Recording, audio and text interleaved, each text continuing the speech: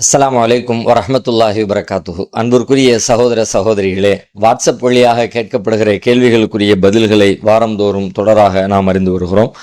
தற்பொழுது வந்திருக்கிற கேள்விகளுக்குரிய பதில்களை பார்க்கலாம்.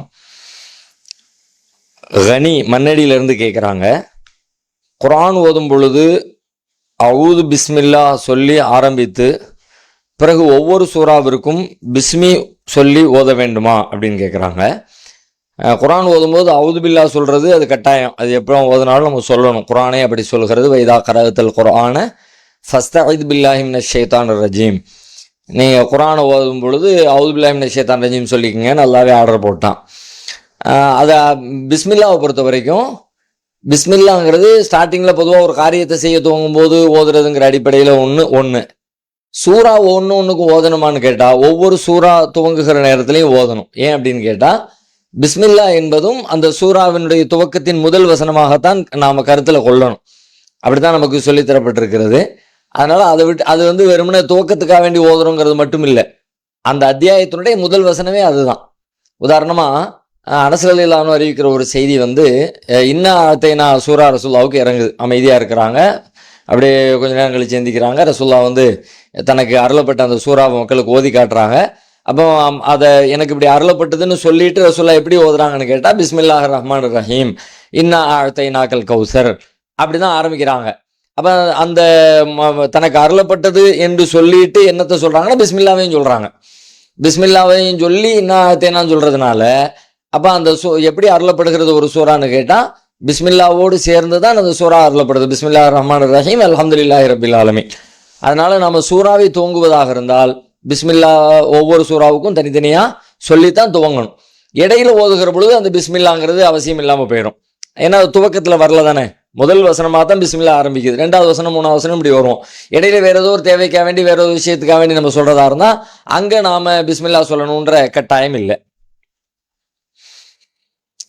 நர்கீஸ் பிரான்ஸ்ல இருந்து கேட்குறாங்க, மகரமான துணை இல்லாமல் ஒரு பெண் பயணம் செல்லக்கூடாது. சில சமயங்களில் மகரமான துணை கூட போக முடியாத சூழ்நிலையில் ஒரு பெண் மற்ற சகோதரிகள் கூட பயணம் செய்யலாமா அப்படின்னு சொல்லி கேட்குறாங்க. மகரமான துணை இல்லாமல் பயணம் செய்யக்கூடாது என்று ரசூலுல்லாஹ் தெளிவாகவே சொல்லியிருக்கிறாங்க. லா துசாஃபிரில் மர்அத்து இல்லா மஅதி மஹரமின், மஹரம் இல்லாமல் ஒரு பெண்ணு தனியாக பயணம் செய்யக்கூடாது, பயணம் செய்ய வேண்டாம்னு சொல்லிட்டாங்க. இதில் சில அறிவிப்புகளில் டைம் ஃப்ரேம் பண்ணப்பட்டிருக்கு. டைம் ஃப்ரேம்னா 3 நாளைக்கு மேலே, 2 நாளைக்கு மேலே, 1 நாளைக்கு மேலே, ஒரு 19 கிலோமீட்டர்களுக்கு மேலே, இப்படியாக ஒவ்வொரு அறிவிப்புகளில் ஒவ்வொரு மாதிரி வருகிறது. ஆனால் அதில் நமக்கு ஒரு முடிவுக்கு வர முடியலை, அது எல்லாத்தையும் ஓரங்கட்டி வச்சிடலாம். முடிவுக்கு வர முடியலைன்னா 1 நாளுங்கிறத எடுக்கிறதா, 2 நாளுங்கிறத எடுக்கிறதா, 3 நாளுங்கிறத எடுக்கிறதா, அந்த ஹதீஸ்களில் எது முந்தினது எது பிந்தினது என்றெல்லாம் முடிவெடுப்பதற்கு உரிய வாய்ப்புகள் சாத்தியக்கூறுகள் இல்லாததுனால அதை விட்டுட்டு பொதுவான ஒரு செய்தி இருக்கிறது. பொதுவாக என்ன செய்தி இருக்கிறது? மகரம் இல்லாமல் ஒரு பெண் பயணம் செய்யக்கூடாது அப்படின்ற செய்தி. இப்போ மகரம் இல்லாமல் பயணம் செய்யக்கூடாதுன்னு சொல்லி சொன்னால் அது ஏன் சொல்லப்பட்டுச்சுங்கிறத நம்ம சிந்திச்சு பார்க்கணும். நேரடியாக நமக்கு காரணம் சொல்லப்படலை. குர்ஆன்லேயோ ஹதீஸ்லேயோ ஒரு பெண் தனியாக ஏன் பயணம் பண்ணக்கூடாது என்பதற்கான காரணம் தெளிவாக வெளிப்படையாக சொல்லப்படலை. சொல்லப்படாவிட்டாலும் நாம் சிந்திச்சு பார்க்கும்போது விளங்கி கொள்கிற வகையில் தான் இந்த சட்டம் நமக்கு அருளப்பட்டிருக்கிறது. என்ன விளங்கி கொள்வதற்கு? ஒரு பெண்ணு தனியாக பயணம் பண்ணுறதுங்கிறது அவளுடைய பாதுகாப்புக்கு சிக்கலாக போயிடும். ஒரு பாதுகாப்பு இல்லாமல் அவளுடைய உயிருக்கு, உடைமைக்கு, அவளுடைய கற்புக்கு சிக்கல் அதை ஏற்படுத்தி விடக்கூடும் என்கிற அடிப்படையில் தான் இந்த சட்டம் சொல்லப்பட்டிருக்குங்கிறது அதை பார்த்த உடனே இயல்பாகவே நம்மால் புரிந்து கொள்ள முடிகிறது. பாதுகாப்பை கவனத்தில் கொண்டு தான் இந்த செய்தி சொல்லப்பட்டிருக்குங்கிறது நமக்கு நன்றாகவே விளங்குகிறது. அப்போ இந்த பாதுகாப்பை கவனத்தில் கொண்டு சொல்லப்பட்டிருக்கிறது அப்படின்னு நாம் புரிஞ்சுக்கிட்டோம்னா, பாதுகாப்பான சூழல் எங்கே இருக்கிறதோ அங்கே நாம் மகரத்துடைய துணை நமக்கு தேவைப்படாது. பாதுகாப்பான சூழல் எங்கே இல்லையோ அங்கே மகரத்துடைய துணை அவசியமானது. இப்படி நாம் புரிந்து கொள்ளலாம். இதுக்கு வேறு சில ஹதீஸ்கள்லையும் நமக்கு கூடுதல் தகவல் கிடைக்கிறது. எப்படின்னு கேட்டால், இன்னொரு அறிவிப்பில் வருகிறது. ஒரு பெண்மணியை பற்றி ரசூல் ஸல்லல்லாஹு அலைஹி வஸல்லம் சொல்கிறாங்க. பிற்காலத்தில் அவங்களுடைய காலத்துக்கு பின்னாடி இஸ்லாமிய ஆட்சி எல்லாம் உண்டாகி எல்லா பகுதிகளிலையும் முஸ்லீம்கள், இஸ்லாமிய அரசு அப்படியெல்லாம் உண்டானதுக்கு பிறகு நடக்கிற சில நிகழ்வுகளை பற்றி நபி ஸல்லல்லாஹு அலைஹி வஸல்லம் அதி இப்னு ஹாத்திம் அப்படிங்கிற ஒரு நபித்தோழர் இடத்துல பேசிக்கிட்டு இருக்கிறாங்க. அப்போ ரசூல் ஸல்லல்லாஹு அலைஹி வஸல்லம் சொல்கிறாங்க, அதி யமனுடைய கோட்டையிலிருந்து, மின் குசூரில் யமன், யமனுடைய கோட்டையிலிருந்து ஹத்தா தத்தில் ஹீரா, ஹீரா வரைக்கும் ஒரு பெண்மணி தன்னந்தனியாக டிராவல் பண்ணுவாங்க. லா தக்ஷ இல்லல்லா, அல்லாவை தவிர வேற யாருக்கும் பயப்படாம, வது பாலா கனமின், அவங்களுடைய ஆடு விஷயத்துல ஓனாய்க்கு பயப்படுறதை தவிர அல்லாவை தவிர வேற யாருக்கும் பயப்படாம ஒரு பெண்மணி தன்னந்தனியாக யமன்ல இருந்து ஹீராவுக்கு பயணம் செய்யக்கூடிய ஒரு காலம் வரும் அப்படின்னு நபி ஸல்லல்லாஹு அலைஹி வஸல்லம் சொல்றாங்க. அப்போ தன்னந்தனியாக ஒரு பெண்மணி, இது வந்து இந்த காலம் வரும், அது மோசமான காலம் என்ற அர்த்தத்தில் சொல்லப்படலை. தனியாக பயணம் பண்ணுறது ரொம்ப மோசம், மார்க்க சட்டத்தை எல்லாம் மீறி பெண்கள் பயணம் செய்ய ஆரம்பிச்சிருவாங்க, அந்த அர்த்தத்தில் சொல்லலை. லா தக்ஷ இல்லல்லா, அல்லாவை தவிர வேற யாரையும் பயப்படாம இறையச்சமுடைய பெண்ணாக, நல்ல பெண்ணாகவே சொல்றாங்க. தனியா போற பெண்ணை நல்ல பெண்ணு, அல்லாவுக்கு அஞ்சிய பெண்ணு. அப்ப அல்லாவுக்கு அஞ்சு இது மாதிரி ஒரு பெண்ணு போவாங்க என்று நபி ஸல்லல்லாஹு அலைஹி வஸல்லம் பின்னாடி இது மாதிரி ஒரு காலம் வரும் அப்படின்னு ரசூலுல்லாஹ் முன்னறிவிப்பு செய்யறாங்க.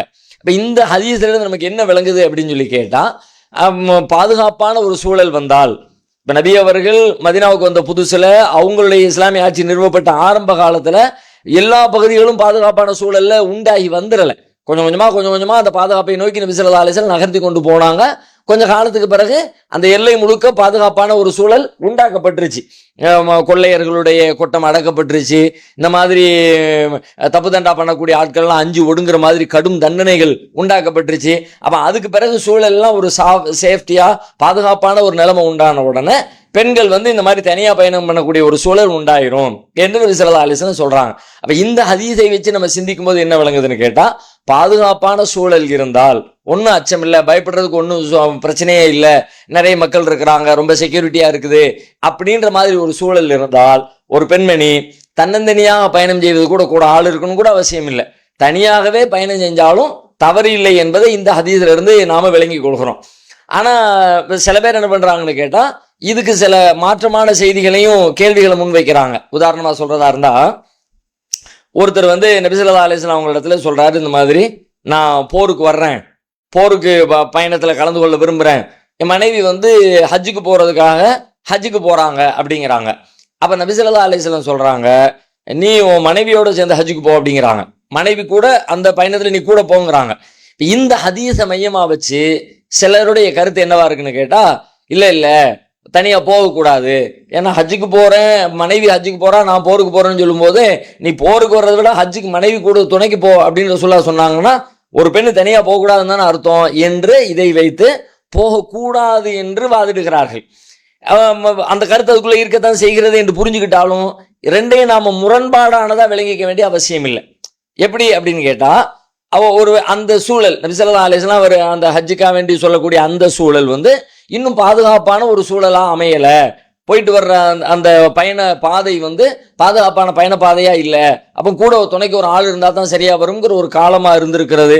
எனவே நபி அவர்கள் அங்க சொல்லி இருக்கிறாங்க, பிற்காலத்துல நிலைமை மாறும், அப்போ அது மாதிரி சூழலை மாத்திக்கலாம் என்கிற என்ற செய்தியை இந்த ஹதீஸ்ல இருந்து, ஒரு பெண் தனியா பயணம் பண்ணுவான்ற ஹதீஸ்ல இருந்து நம்ம விளங்கிக்கலாம். அதனால ஒரு பெண்ணு தனியாக பயணம் செய்வது என்பது, பாதுகாப்பான சூழலில் பயணம் செய்வது மார்க்க அடிப்படையில் குற்றம் இல்லை. கொஞ்சம் அச்சமும் சந்தேகமும் போனா எப்படி இருக்குமோ, பாதுகாப்பா இருக்குமா இல்லையான்ற டவுட் இருக்கிற மாதிரி இடமா இருந்தா கண்டிப்பாக மகரமான துணையோடு தான் அவங்க பயணம் செய்ய வேண்டும் என்பது புரிந்து கொள்ளலாம்.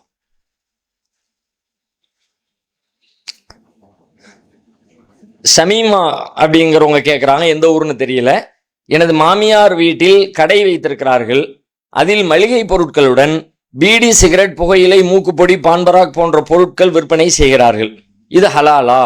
இந்த வருமானத்தில் உணவு உண்ணலாமா? மேலும் ஜும்மா நேரத்தில் வியாபாரம் செய்கிறார்களே, இது சரியா அப்படின்னு சொல்லி கேட்குறாங்க. இது ஹலால் இல்லை, ஹராமான பொருட்கள் தானே, தடுக்கப்பட்ட, நாமே சாப்பிடக்கூடாது. நாம எதை சாப்பிடக்கூடாதுன்னு மார்க்கம் தடுக்குதோ அதை பிறருக்கும் சாப்பிட கொடுக்கவும் கூடாது, விற்பனை செஞ்சு அதன் மூலமாக கிடைக்கிற வருமானத்தை ஈட்டவும் கூடாது. ஏன்னா நம்முடைய உடலுக்கு கேடு செய்யுதுல, உங்களை நீங்களே அழிச்சுக்காதீங்க, உங்க உடம்புக்கு கேடு பண்ணாதீங்க அப்படி மார்க்கம் நமக்கு வலியுறுத்தி இருக்கிற காரணத்தினால இந்த பொருட்களை நாமும் சாப்பிட முடியாது. ஏன்னா சாப்பிட்டா நம்ம உடம்புக்கு கேடு, நம்ம உடம்புக்கு கேடு தர்ற ஒன்றை இன்னொருத்தர் உடம்புக்கு கெட்டு போனா பிரச்சனை இல்லை என்று நாம நினைச்சு வியாபாரம் செய்யவும் கூடாது. அந்த மாதிரி வியாபாரத்தின் வழியாக பொருள் ஈட்டுவதும் ஹராமு, அதை வச்சு சாப்பிட்றதும் ஹராம், அதை செய்யவே கூடாது, அதுல இருந்து விலகிக்கணும். இதே இவங்களுடைய குடும்பத்தாருக்கு இதை விரும்புவாங்களான்னு யோசிச்சு பாருங்க. யாரோ ஒருத்தங்க தானேன்னு சொல்லி விற்கிறாங்க, இவங்க பிள்ளைக்கு கொடுப்பாங்களா? அவங்களுடைய குடும்பத்தில் உள்ள சின்ன பிள்ளைங்க இந்த மாதிரி 10 வயசு 12 வயசு 15 வயசு பிள்ளைங்க போய் சிகரெட் குடிச்சாலோ பான்பராக் சாப்பிட்டாலோ அக்செப்ட் பண்ணுவாங்களா? கோவப்படுவாங்க தானே. அப்ப அப்படித்தானே ஒரு முஸ்லீம் எல்லாருக்கும் நினைக்கணும். தாம் பிள்ளைக்கு எந்த நலனை நாடுகிறார்களோ விரும்புகிறார்களோ ஒரு முஸ்லீம் அதைத்தானே உலகத்துல இருக்க எல்லா மனிதர்களுக்கும் நாடணும். அடுத்தவங்க மேல நலன் நாடுறதானே இஸ்லாம்னு மார்க்க நமக்கு சொல்லி தந்திருக்கிறது. எனவே அப்படி பொருளீட்டவும் கூடாது, அதன் வழியாக சாப்பிடுகிற அந்த உணவும் ஹலாலானது கிடையாது, ஹராமானதுங்கிறத புரிஞ்சுக்கணும் ஒண்ணு. ஆனா அந்த வழியாக சாப்பிடுறது ஹராம்ங்கிறதுல இன்னொரு அம்சம் இருக்குது. என்னன்னு கேட்டா, அவங்க சம்பாதிக்கிறாங்க, இப்ப நீங்க அதுக்கு உடன்படலை, உங்களுக்கு அதுல விருப்பமும் இல்லை, இந்த மாதிரி சாப்பிட்றது நீங்க இது முறையான சம்பாத்தியம் இல்லை, இப்படி சம்பாத்தியம் பண்ணக்கூடாதுன்னு தெளிவா இருக்கிறீங்க, அதை சொல்றீங்க, அந்த மாதிரி நிலையில நீங்க இருக்கிறீங்க. அவங்க பொருளீட்டி உங்களுக்கு கொண்டு வந்து தர்றாங்க, மாமனார் என்ற அடிப்படையிலையோ மாமியார் என்ற அடிப்படையிலையோ கணவர் என்ற அடிப்படையிலையோ வேறு எந்த உறவுகள் அடிப்படையிலோ உங்களுக்கான ஒரு தேவைக்காக பொருளீட்டியவர் அவர்கள். அவங்க அதை ஆதரிக்கிறாங்க, அதை அவங்க விரும்புறாங்க, அந்த ஹராமான காரியத்தை அவங்க செய்யறாங்க. அவங்க செஞ்சு உங்களுக்கு பணம் கொண்டு வர்றாங்க. உங்களுக்கு கொண்டு வந்த இந்த பணம் நீங்கள் பெறுவது ஹராமா ஹலாலான்னு கேட்டா உங்க மேல அது குற்றமாகாது, உங்களுக்கு ஹராமாகாது. ஏன்னா நீங்க அந்த ஹராமான வழியில பொருளீட்டல, உங்களுக்கு உங்க கணவரிடமிருந்து ஹலாலாகத்தான் வருகிறது. அவர் கையில ஒரு பணம் இருக்குது, அந்த பணத்தை உங்களுக்கு கொண்டு வந்து தர்றாரு. உங்க மாமியார்ட்ட ஒரு பணம் இருக்குது, அந்த பணத்தை கொண்டு வந்து தர்றாங்க, அவங்களுக்கு வந்த வழி ஹராம். அப்ப அவங்க தான் தண்டனைக்குரியவங்க. உங்களுக்கு அவங்களிடமிருந்து வந்துச்சே அந்த வழி ஹராமா? ஹராம் இல்லை, அன்பளிப்பா தந்திருக்கிறாங்க.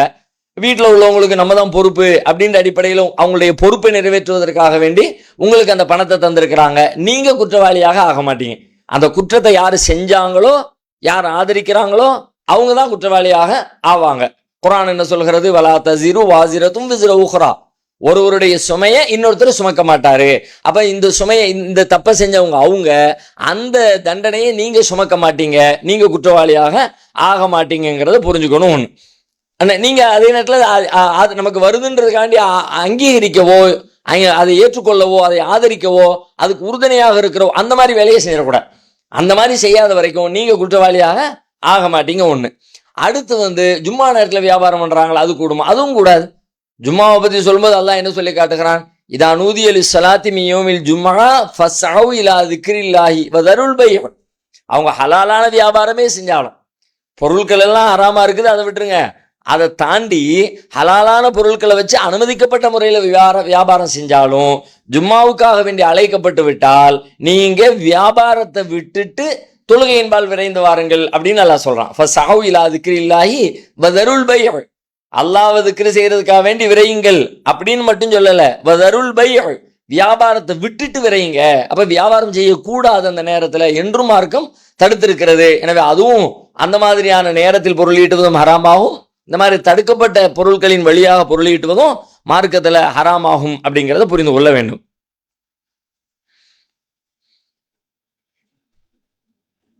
முகம்மது திருநெல்வேலியிலிருந்து கேட்கிறாங்க, என் நண்பர்கள் சிலர் அல்லாஹ் பாவத்தை மன்னிக்க மாட்டான் என்று கூறுகிறார்கள். அதற்கு ஆதாரமாக பாவம் செய்யும் சமூகத்தை அழித்து விடுவான் என்று அல்லாஹ் கூறுவதாக கூறுகிறார்கள். ஆனால் ஹதீஸில் பாவம் செய்யாத சமூகத்தை அழித்து விடுவான் என்று தானே வருகிறது, இதற்கு விளக்கம் தரவும் அப்படின்னு சொல்லி கேட்கிறாங்க. அதாவது அல்லாஹ் பாவத்தை மன்னிக்கவே மாட்டான், பாவம் செஞ்சா அவங்களை எல்லாம் அழிச்சிருவான் அப்படின்னு சொல்லி சொல்றாங்களாம். அல்லாஹ் பாவத்தை, அல்லாஹ்வுடைய உயர்வான பண்புகள்ல அல்லாஹ் குர்ஆன்ல பல இடத்துல சொல்ற ஒரு பண்பு அல்லாஹ் பாவத்தை மன்னிக்கிறவங்கிறதானே. அவங்க அழிக்கப்பட்ட, பாவம் செஞ்சதுக்காக வேண்டி அழிக்கப்பட்ட சமூகத்தை உதாரணம் காட்டுறாங்கன்னா அதுவும் குர்ஆன்ல இருக்கு, அதுக்கு என்னங்கிறது பார்க்கலாம். ஆனா இதுவும் குர்ஆன்ல இருக்கு, அதுக்கு அப்ப அந்த வசனங்களை எல்லாம் என்ன பண்றது? பாவங்களை மன்னிக்க கூடியவனாக இருக்கிறான். இன்னவுகான கஃபாரா கஃபூருர் ரஹீம், அல்லாஹ் கஃபூராக மன்னிக்கிறவனாக இரக்கமுடையவனாக இருக்கிறான். யா இபாதியல்லதீன அஸ்ரஃபு அலா அன்ஃபுஸிஹிம் லா தக்னது மின் ரஹ்மத்தில்லாஹ், தங்களுக்கு தாங்களே தீங்கிழைத்துக் கொண்ட என் அடியார்களே அல்லாஹ்வுடைய அருளில் நம்பிக்கை இழக்காதீங்க. இன்னல்லாஹ் யக்ஃபிரு ذுனூப ஜமீஆ, எல்லா பாவங்களையும் அல்லாஹ் மன்னிப்பான். அல்லாஹ்விடத்துல, அல்லாஹ்வுடைய கேரக்டர்ல பண்புகள்ல ஒன்று பாவங்களை மன்னிக்கிறது அல்லாஹ்வுடைய பண்புல ஒன்று என்று குர்ஆன் சொல்லி காட்டுகிறது. வஹுவல்லதீ யக்பலு தௌபத அன் இபாதிஹி வ யஃபு அனி ஸய்யிஆத்தி வ யஅலமு மா தஃஅலூன், அவன்தான் யக்பலு தௌபத அன் இபாதிஹி, தன்னுடைய அடியார்களிடமிருந்து பாவ மன்னிப்பை ஏற்றுக்கொள்கிறான். வ யஃபு அனி ஸய்யிஆத், அவர்களுடைய பாவங்களை மன்னிக்கிறான். அல்லாஹ் தன்னை பற்றி இது மாதிரி பாவங்களை மன்னிக்கிறவன் என்று சொல்வதில் அல்லாஹ் ரொம்ப பெருமை அடைவதாக குர்ஆன் பல இடத்துல சொல்லி காட்டுகிறத. அப்ப இந்த வசனங்களை எல்லாம் என்ன பண்றது? பாவத்தை மன்னிக்க மாட்டான் அப்படின்னு சொன்னோம்னா மன்னிப்பான் அர்த்தம் இல்லாம போயிருமே. இன்னும் சில வசனங்கள் நீங்க பாத்தீங்கன்னா அல்லாஹ் குர்ஆன்ல சொல்லி காட்டுறான், சில பாவங்களை மன்னிக்க மாட்டேங்கிறான். அல்லாஹ் குர்ஆன்ல சில, அதாவது உதாரணமா இணை கற்பித்தல் என்கிற பாவத்தை மன்னிக்க மாட்டேங்கிறான். இப்ப இணை கற்பித்தல் இன்னல்லாஹ லா யக்ஃபிரு அன் யுஷ்ரக பிஹி, தனக்கு இணை கற்பிக்கப்படுகிற பாவத்தை ஒருபோதும் மன்னிக்க மாட்டான். அது கூட எப்படி, அதே நிலையில் அவர் மரணிச்சிட்டாருன்னா மன்னிக்க மாட்டான். அந்த பாவத்தை செஞ்சவர் வாழ்ற காலத்திலே திருந்திட்டாருன்னா அதையும் மன்னிப்பான் அல்லாஹ். யக்ஃபிரு துனூப ஜமீஆ, எல்லா பாவத்தையும் மன்னிப்பான்ங்கிறதுக்குள்ள அதுவும் அடங்கும். அல்லாஹ் தெரியாமட்டே என்ன மன்னிச்சு அப்படின்னு மன்னிப்பு கேட்டவராக அவர் மரணித்தால், அதுல இருந்து திருந்தி விலகி மரணிச்சா அதையும் எல்லாம் ஏத்துக்கிறான். அதே நிலையில திருந்தாம அந்த அந்த ஷிர்க்லேயே குஃப்ரிலேயே அவர் மரணித்தார் என்று சொன்னால் அப்பதான் அந்த நிலையும் கூட. அப்ப அல்லாஹ் இன்னும் சொன்னா, இப்ப இப்ராஹிம் அலைஹிஸ்ஸலாத்தினுடைய வரலாறு குர்ஆன் சொல்லி காட்டுகிறது. அதுல என்ன வருது, இப்ராஹிம் அலைஹிஸ்ஸலாம் தன்னுடைய தந்தைக்காக வேண்டி பாவ மன்னிப்பு கேட்டாங்க. பாவ மன்னிப்பு கேட்டாங்க, அல்லாஹ் அதை கண்டிச்சான். ஏன், இணை கற்பிக்கிறவங்களுடைய பாவத்தை மன்னிக்க மாட்டேன்னு சொல்லிட்டேன், நீங்க அவங்க இணை கற்பிக்கிறவங்களுடைய தந்தைக்கு எப்படி நீங்க பாவ மன்னிப்பு கேட்குறீங்க? அப்படித்தான் எதை அல்லாஹ் மன்னிக்க மாட்டேன்னு சொல்லிட்டானோ அந்த விஷயத்துக்கு மன்னிப்பு கேட்டு அதை மன்னிக்க மாட்டான். அல்லாஹ் என்னுடைய தந்தையுடைய பாவத்தை மன்னிச்சுன்னு இப்ராஹிம் அலைஹிஸ்ஸலாம் கேட்கும்போது அல்லாஹ் என்ன சொன்னா, அதை ஏத்துக்க மாக்கானலின் நபியி வல்லதீன ஆமனு யஸ்தக்ஃபிரூலில் முஷ்ரிகீன். எந்த ஒரு நபியா இருந்தாலும் சரிதான், மூமினா இருந்தாலும் சரிதான், இறை நம்பிக்கையாளராக இருந்தாலும் சரிதான், முஷ்ரிக்குகளுக்கு பாவ மன்னிப்பு கேட்கிற ரைட்ஸ் உரிமை அவர்களுக்கு கிடையாது, கேட்க முடியாது. உளவு காணும் உளி குருபா, அவங்க எவ்வளவு நெருக்கமான உறவினர்களாக இருந்தாலும் சரிதான், பாவ மன்னிப்பு கேட்க கூடாது, அந்த உரிமை அவங்களுக்கு கிடையாது. ஒமாக்கான இஸ்திக்ஃபார் இப்ராஹிம் அலி அபிஹி, ஆனா இப்ராஹிம் தன்னுடைய தந்தைக்கு பாவ மன்னிப்பு கேட்டார். அது என்னன்னு கேட்டா, இல்ல மௌஇதத்தின் வகதா ஐயா, அவர் தன்னுடைய தந்தைக்கு நான் உங்களுக்காக வேண்டி இறைவன்கிட்ட பாவ மன்னிப்பு கேட்பேன்னு முதல்ல சொன்னாரு. அந்த வாக்குறுதிக்காக வேண்டி பாவ மன்னிப்பு கேட்டாங்க. ஆனா ஃபலம்மா தப்பையனலஹு அன்னஹு அதுவுல் இல்லா, ஆனா இது மாதிரி அல்லாஹ்வுடைய விரோதிக்கு நீங்க கேட்க கூடாதுன்னு அல்லாஹ் விளக்கம் கொடுத்த பிறகு தபர்ரா மின்ஹு, நான் இனிமே கேட்க மாட்டேன்ட்டாங்க. அப்போ பாவங்களை மன்னிக்கிறவன் தான் அல்லாஹ். மன்னிக்க மாட்டேன்னு சொன்ன ஒரு விஷயத்துக்கு அவன் வேண்டி மன்னிப்பு கேட்டா, இப்படி மன்னிப்பு கேட்காத, இந்த பாவத்தை நான் மன்னிக்க மாட்டேன், இந்த அப்படித்தான் அல்லாஹ் சொல்லியிருக்கானே தவிர பொதுவாக அல்லாஹ்வுடைய பண்புல பாவத்தை மன்னிக்க மாட்டாங்கிற மன்னிப்பு கேளுங்க மன்னிப்பு கேளுங்கன்னு குர்ஆன் அவ்வளவு வலியுறுத்துத. ஹதீஸ்களையும் குர்ஆன் வசனத்திலையும் மத்த இப்ப ரசூலுல்லாஹ்வுடைய வாழ்க்கையில எடுத்துக்கிட்டீங்கன்னா, இன்னீல அஸ்தக்ஃபிருல்லாஹ் ஃபீ குல்லி யௌமின் மியத்த மர்ரா, ஒரு நாளைக்கு நான் அல்லாஹ் இடத்துல 100 தடவை பாவ மன்னிப்பு கேட்கறாங்கறாங்களா. அதுக்கெல்லாம் என்ன அர்த்தம்? ஃபகுல்து அஸ்தக்ஃபிரு ரப்பக்கும் இன்னஹு கான கஃபாரா, உங்கள் இறைவனிடத்துல மன்னிப்பு கேளுங்க, அவன் மன்னிக்க கூடியவனாக இருக்கிறான் என்று நூஹ் நபி சொன்னதா குர்ஆன் சொல்கிறது. அதுக்கெல்லாம் என்ன அர்த்தம்? அந்த பாவங்களை அழித்தான், பாவம் செஞ்சவங்களை அழிச்சான் அப்படிங்கிறது என்னன்னு கேட்டா அதுவும் இருக்குது. சமூகங்களை அழித்ததற்கான வரலாறு ஷுஐப் நபியுடைய சமுதாயம் அழிக்கப்பட்டிருக்கிறது, சாலிஹ் அலைஹிஸ்ஸலாத்துடைய சமுதாயம் அழிக்கப்பட்டிருக்கிறது, ஹூத் அலைஹிஸ்ஸலாத்துடைய சமுதாயம் அழிக்கப்பட்டிருக்கிறது, ஏன்னா லூத் நபியினுடைய சமுதாயம் அழிக்கப்பட்டிருக்கிறது, பல பேர் அழிக்கப்பட்டிருக்கிறாங்க. அவங்கெல்லாம் என்னன்னு கேட்டா, அல்லாஹ்விடமிருந்து வர்றாங்க, தூதர்கள் வர்றாங்க, எடுத்து சொல்றாங்க, தூதரை மறுக்கிறாங்க. தூதரை மறுக்கும்போது தூதர்கள் எச்சரிக்கை பண்றாங்க, அல்லாஹ் அவங்களை அழிச்சிருவான், தண்டனை தருவான்னு, கொண்டு வா பாப்பன் தண்டனைய அப்படின்னு அவங்களா வாலண்டியரா கேட்டாங்க. கேட்டதுக்கு பிறகு அல்லாஹ் அவங்கள கொண்டு அழிச்சுட்டான். அப்படிதான் அந்த அந்த அழிவுகள் எல்லாம் நடந்து முடிந்திருக்கிறது. அதனால அதை வைத்துக்கொண்டு இங்க பொதுவாகவே அல்லாஹ் பாவத்தை மன்னிக்க மாட்டான் என்று சொல்லுகிறது ஏற்புடையதில்லை. அல்லாஹ்வுடைய ஆகச்சிறந்த பண்புகளில் ஒன்றாக பாவ மன்னிப்பைத்தான் குர்ஆன் முன்வைக்கிறது. எனவே பாவ மன்னிப்பு கேட்குமாறு நம்மை வலியுறுத்துகிறது. அதுதான் இஸ்லாத்துல அல்லாஹ்வை பற்றியான பார்வை என்பதை புரிந்து கொள்ள வேண்டும். ஜகுபர் நிஷா மதுரையிலிருந்து கேட்குறாங்க, நான் இஸ்லாத்தை ஏற்ற பின் இஸ்லாமியரான கணவரை மணமுடித்துள்ளேன். எனது கணவரின் தாய் மௌத்தாகி பின் அவர்களின் சேமிப்பு பணம் என் கணவருக்கு அவரது அக்காவிற்கும் பாதி பாதி தந்தார்கள். இப்பொழுது என் கணவருடைய தந்தை வழி பூர்வீக சொத்தை விற்க இருக்கிறது. என் கணவரின் தந்தை அதிலும் பாதி என் கணவருக்கு, இன்னொரு பாதி அவர் அக்காவிற்கு தருகிறேன் என்று கூறியுள்ளார். இது சரியா அப்படின்னு சொல்லி கேட்குறாங்க. பாதி சொத்துரிமை அப்படின்னு வரும் பொழுது இஸ்லாத்துல சொத்துரிமை ஆணுக்கும் பெண்ணுக்கும் சம அளவுல மார்க்கம் சொல்லலை. யூசிக்குமுல்லாஹு ஃபீ அவுலாதிக்கும் லிஸ்ஸகரி மிஸ்லு ஹவ்வில் உன்சையைன், 2 பெண்களின் பாகம் போன்றது ஒரு ஆணுக்குரியது என்று உங்கள் பிள்ளைகள் விஷயத்தில் அல்லாஹ் உங்களை வலியுறுத்துகிறான் என்று குர்ஆன் சொல்லி காட்டுகிறது. ஆம்பளை பிள்ளைக்கு 2 பங்கு, பெண் குழந்தைக்கு 1 லட்ச ரூபா கொடுத்தா ஆம்பளை பையனுக்கு 2 லட்ச ரூபா போய் சேரும். உங்களுக்கு ஒரு பங்குனா அவங்களுக்கு 2 பங்கு. அதுக்கான நியாயங்கள், காரணங்கள் அதெல்லாம் நிறைய இருக்கிறது. இதுதான் மார்க்கத்தினுடைய சட்டம். ஏற்கனவே தாயுடைய சொத்தை மகனுக்கு பாதி மகளுக்கு பாதின்னு சொல்லிட்டு அந்த சொத்தை பங்கு வச்சிருக்கிறாங்க. சட்டப்படி சொன்னா அப்படி வைக்கக்கூடாது. மகளுக்கு ஒரு பங்கு கொடுத்த மாதிரி 2 பங்கு மகனுக்கு போய் சேர்ற மாதிரி, ஆம்பளை பிள்ளைக்கு போய் சேர்ற மாதிரி தான் அந்த பங்கு வைக்கப்பட்டிருக்கணும். அவங்க அக்செப்ட் பண்ணிக்கிட்டாங்கன்னா, சம்பந்தப்பட்ட உங்களுடைய கணவர் அதை ஏற்றுக்கொண்டாரு, அக்காவுக்கு இன்னும் கொஞ்சம் எக்ஸ்ட்ரா போறதை பத்தி எனக்கு ஒன்றும் கவலை இல்லை, அதுல ஒன்றும் சங்கடம் இல்லைன்னு அவங்க ஏத்துக்கிட்டாங்கன்னா இது ஒன்றும் குற்றமாகாது. சட்டப்படி இதுதான் சட்டம். அந்த சட்டத்துல கூடுதலா போகட்டும், என்ன என் அக்காவுக்கு தானே போகுது, தங்கச்சிக்கு தானே போகுது அப்படின்னு சம்பந்தப்பட்டவரே அதுல விட்டு கொடுத்து விட்டார், மன திருப்தி அடைஞ்சிட்டார் அப்படின்னா அப்ப அது குற்றமாகாது. அலாலா யஹில்லு மாலும்ரியின் இல்லா பித்தீபி நஃப்ஸி மின்ஹு. ஒருத்தருடைய பொருள் அவருடைய மன திருப்தியை கொண்டே தவிர ஹலால் இல்லை. அப்ப இவருடைய பொருள் தான், இந்த ஆணுடைய பொருள் தான் இது. ஆனா அவர் திருப்திகரமா தன்னுடைய சகோதரிக்கு விட்டு கொடுத்தாருனா அப்ப அது குற்றமாக ஆகாது. ஒண்ணு. ரெண்டாவது, இப்ப கணவருடைய சொத்தை, தந்தையுடைய சொத்தை பங்கு வைக்க போறதா சொல்றீங்க. இஸ்லாத்துல சொத்துரிமை என்பது ஒருத்தருடைய மரணத்துக்கு பிறகுதான்.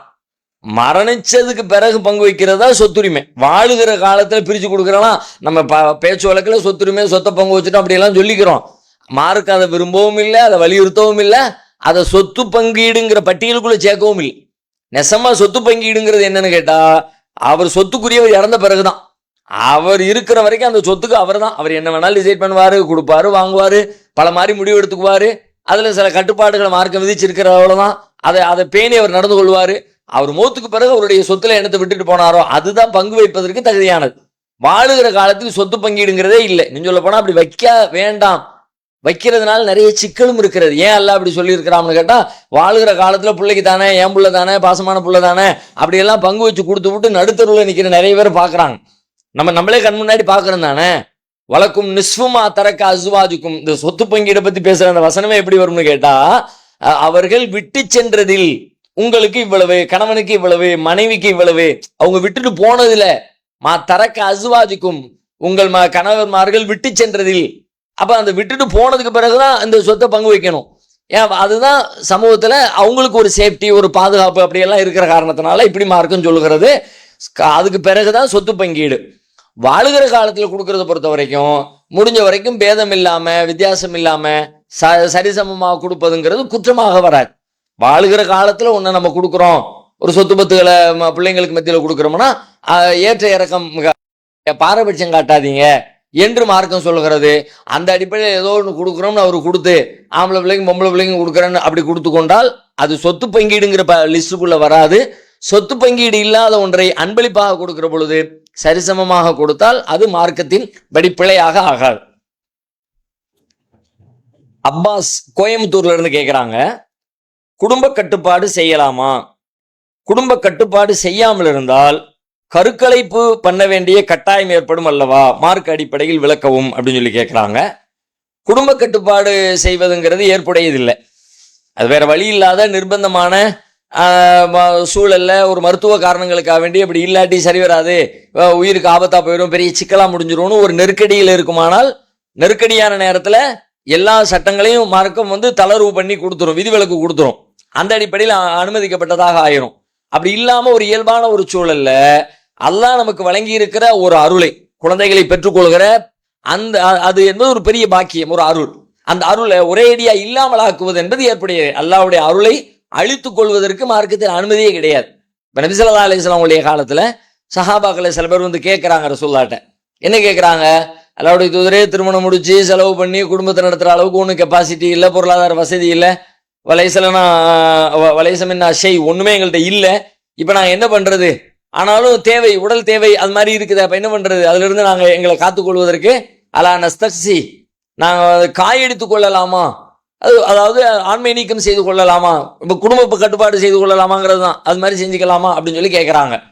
அப்ப நபி ஸல்லல்லாஹு அலைஹி வஸல்லம் அதுக்கு அனுமதி மறுத்துட்டாங்க. இல்ல, அப்படியெல்லாம் செய்யக்கூடாது. ஃபனஹானா அன் தாலிக், இதை சொல்லக்கூடிய இப்னு மஸ்ஊத் சொல்றாங்க, ஃபனஹானா அன் தாலிக், நாங்க இது மாதிரி பெர்மிஷன் கேட்டோம், நபி ஸல்லல்லாஹு அலைஹி வஸல்லம் அதுக்கு தடை விதிச்சுட்டாங்க, எங்களுக்கு தடுத்துட்டாங்க, அப்படியெல்லாம் செய்யக்கூடாதுன்னு சொல்லிட்டாங்க. அப்ப ஆண்களுக்கு சொல்லப்பட்ட அதே சட்டம் தான் பெண்களுக்கும். ஒரேடியா குழந்தை பெற்றுக்கொள்ளக்கூடிய அந்த வாய்ப்பை இல்லாமல் ஆக்குவது என்பது ஏற்புடையது கிடையாது. அல்லாஹ்வுடைய அருளையே நாம தடை செய்து கொள்வதாக அது அர்த்தப்பட்டுவிடும். அது மாதிரி செய்யக்கூடாது. இப்ப அவங்களுடைய கேள்வி என்னன்னு கேட்டா, சரி அந்த மாதிரி குடும்ப கட்டுப்பாடு செய்யலன்னு சொல்லி சொன்னா நாம குடும்ப வாழ்க்கையில் ஈடுபட்டு குழந்தை உண்டாயிடுச்சு, நமக்கு குழந்தை தேவையில்லை வைக்க அப்படியெல்லாம் வந்துச்சுன்னா கருக்கலைப்பு செய்யற மாதிரி ஆகுமே அப்படின்னு கேட்கறாங்க. அந்த நிலைக்கு நீங்க போக வேண்டியதில்லை. அதுக்கு இடையில ஒரு நிலை மார்க்கம் சொல்கிறது. என்ன சொல்லுது அப்படின்னு கேட்டா, நிரந்தரமாக குழந்தை பெற்றுக் கொள்கிற அந்த பாக்கியத்தை தடை செய்ய வேண்டாம். அதே நேரத்துல தற்காலிகமா இப்ப வேண்டாம், இப்ப இந்த குழந்தை பிறந்து விட வேண்டாம், கரு ஜனித்து விட வேண்டாம்னு சொல்லிட்டு தற்காலிக வேலைகள்ல நீங்க ஈடுபடுவதற்கு மார்க்கம் அனுமதித்திருக்கிறதா? அனுமதி அளித்திருக்கிறது. அதுக்கு ரசூல் ஸல்லல்லாஹு அலைஹி வஸல்லம் காலத்துல ஒரு முறை பின்பற்றப்பட்டது. அதுக்கு அஸில் என்று சொல்லப்படும். இந்த அஸில் என்ற முறை நபிகளார் வாழுகிற காலத்திலே பின்பற்றப்பட்ட ஒரு முறை. அது என்ன முறை அப்படின்னு கேட்டா, குடும்ப வாழ்க்கையில கணவன் மனைவி ஈடுபட்டு இருக்கிற நேரத்துல கணவன் தன்னுடைய உயிரணுக்கள் மனைவியினுடைய கருப்பைக்குள்ள சென்று விடாமல் அந்த கடைசி நேரத்துல அதை வெளியேற்றி விடுவது, கருப்பைக்குள்ள சென்று விடாமல் தடுத்துக் கொள்கிற ஒரு முறையை கடைபிடிச்சாங்க. அந்த முறைக்கு அஸில் என்று சொல்லப்படும். இது அன்றைய காலத்தில் பின்பற்றப்பட்ட ஒரு தற்காலிக குடும்ப கட்டுப்பாட்டு முறையாக இருந்துச்சு. இதை நபி ஸல்லல்லாஹு அலைஹி வஸல்லம் தடை செய்யல. இன்னைக்கு அது மாதிரி செய்து கொள்வதற்கான நிறைய வாய்ப்புகள் இருக்கிறது, நிறைய சாதனங்கள் எல்லாம் வந்திருக்கிறது.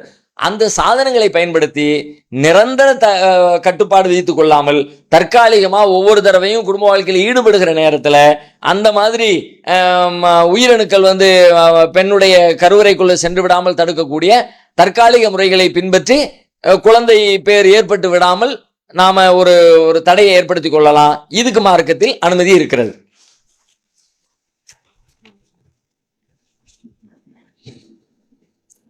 ஜமால் ஆர்எஸ் மங்கலத்திலிருந்து கேட்கிறாங்க, நான் வேலை செய்யும் கடைக்கு வாடிக்கையாக வரும் தமிழர் இந்து சகோதரர் மலேசியா பிரஜை ஒருவர் பாலஸ்தீன மக்கள் கொல்லப்படுவதை பற்றி நீங்கள் என்ன நினைக்கிறீர்கள் என்று கேட்டார்.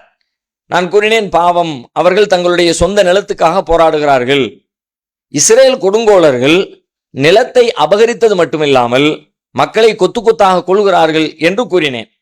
அதற்கு அவர் சொன்னார், இதற்கு வருத்தப்படுகிறீர்களே, ராஜபக்சே இலங்கை தமிழர்களை கொன்று குவித்த போது அப்போது பாலஸ்தீன பிரதமராக இருந்த மஹ்மூத் அப்பாஸ் நீங்கள் செய்தது சரிதான் என்று பாராட்டினாரே, அது சரியா என்று கூறிவிட்டு அவர்கள் அனைவரும் கொல்லப்படுவது சரிதான் என்று கூறினார். இது பத்தி விளக்கம் சொல்லி கேட்கிறாங்க. இப்படி இது பொய்யுங்க. இது ஒரு அவதூறு. மஹ்மூத் அப்பாஸ் மேல இட்டுக்கட்டப்பட்ட செய்தி. அப்படி ஒரு நிகழ்ச்சி நடக்கவும் இல்லை, அது மாதிரி அவர் சொல்லவுமே இல்லை. இலங்கையில கொல்லப்படுறது நியாயம் அப்படின்னு மஹ்மூத் அப்பாஸ் சொன்னதாக இது என்னன்னு கேட்டா, இந்த இந்துத்துவ சிந்தனை உடையவர்கள் தங்களுடைய கருத்துக்களை நிலைநாட்டுவதற்காக பொய்யாக பல கருத்துக்களை மக்கள் மத்தியில இட்டுக்கட்டி உருவாக்கி பரப்பி விடுவது வழக்கம். அது புத்தகமா போடுற அளவுக்கு இருக்கிறது. அப்படி புத்தகங்கள்லாம் கூட வந்திருக்கிறது. இவங்க எவ்வளவு பொய்களை இதுவரைக்கும் தங்களுடைய கருத்துக்கு ஆதரவாக எவ்வளவு பொய்களை இட்டுக்கட்டி உருவாக்கி மக்கள் மத்தியில புழக்கத்துல விட்டுருக்கிறாங்க என்று ஒரு பெரிய லிஸ்டே இருக்கிறது, நூல்களும் இருக்கிறது. அந்த மாதிரி வெளியிடப்பட்ட சொல்லப்பட்ட அந்த பொய்கள்ல ஒரு பொய்யை நம்பி உங்களுடைய நண்பர் சொல்லியிருக்கணும். ஒன்று அவரே அதை உண்டாக்கி இருக்கிறவரா இருக்கணும், இல்லை அவர் அப்படிப்பட்டவர் இல்லை, அவர் நண்பர் நல்லவர், அப்ப அவர் அவர் கேட்ட தகவலை தான் சொல்றாருன்னு சொல்லி சொன்னா அவருக்கு அந்த மாதிரி பொய்யான தகவலை கொண்டு போய் அவங்க சேர்த்திருக்கணும். அதை உண்மை என்று நம்பி அவர் சொல்லியிருப்பாரே தவிர நிஜமா மஹ்மூத் அப்பாஸுடைய வரலாற்றிலேயோ ராஜபக்சேவுடைய வரலாற்றிலேயோ அவங்க ஒரு கட்டத்திலையும் இந்த மாதிரியான செய்திகள் பரிமாறிக்கொள்ளப்பட்டது பேசப்பட்டதாக எந்த செய்தியும் கிடையவே கிடையாது. இது உருவாக்கப்பட்டது ஒண்ணு. ரெண்டாவது, நீங்க கவனிங்க, இதுல ஒரு பேச்சுக்கு மஹ்மூத் அப்பாஸ் சொன்னதாகவே வச்சுக்கோமே, அங்க தமிழர்கள் கொல்லப்படுவது சரி அப்படின்னு சொல்லி அவர் சொன்னாரு என்று ஒரு வாதத்துக்கு சரின்னு வச்சுக்கிட்டா, இவர் அது மாதிரி சொன்னதுக்காக வேண்டி இருக்கிற பாலஸ்தீனர்ல இருக்கிறவங்களை எல்லாம் கொல்றது சரியாயிருமா?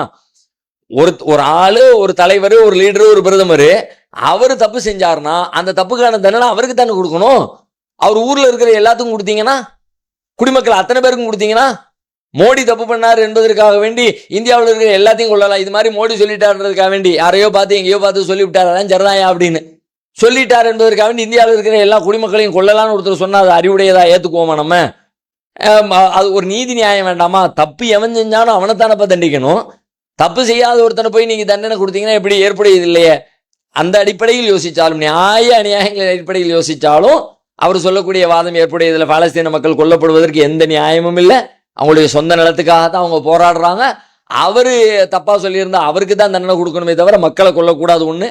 ஆனால் உண்மையில் அவர் சொன்னாரான்னு கேட்டா அவரும் அது மாதிரி சொல்லல. இது அவர் மீது இட்டுக்கட்டி பொய்யாக சங் பரிவார சிந்தனையுடையவர்கள் பரப்பி விட்டிருக்கிற செய்திகளில் ஒன்று அப்படிதான் அதனுடைய உண்மை நிலை.